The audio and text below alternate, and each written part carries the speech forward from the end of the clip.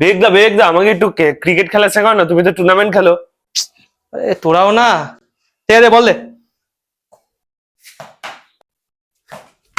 না না না না, তোরা ভুল করছিস। সোজা ব্যাটে কভার ড্রাইভ সামনে মারলে হবে না, এখন যুগ পাল্টেছে। এখন তোমাকে কভার ড্রাইভ মারতে হবে কোথায়? পেছনে। দেখলি, এখন কভারটা সামনে মারলে হবে না, কভারটা এখন পেছনে মারতে হবে। খেলার ফোন এসছে, একটু তোরা খেলা, আমি একটু কথা বলে নিচ্ছি। হ্যালো। হ্যাঁ বলো।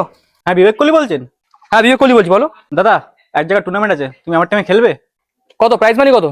9,000 7,000? কত কম প্রাইজ মানি খেলি নাকি আমি? বেশি প্রাইজ মানি হলে বলো, 9,000 টাকা তো আমি নিয়ে নেবো একা। দাদা প্লিজ খেলে দাও, তোমায় আমি 2,000 টাকা অ্যাডভান্স দেবো। 2,000 টাকা দেবে? পাগল আছো নাকি তুমি? প্রিন্স উসমানের থেকে পেয়ে যাবে, ওরা 2,000 টাকার মধ্যেই খেলে। আমি অত টাকা কম টাকায় খেলি না। আরে দাদা শোনো শোনো শোনো, তোমায় আমি 2,000 টাকা দেবো, প্লাস তোমায় আমি একটা মেন নাম্বারও দেবো। কি?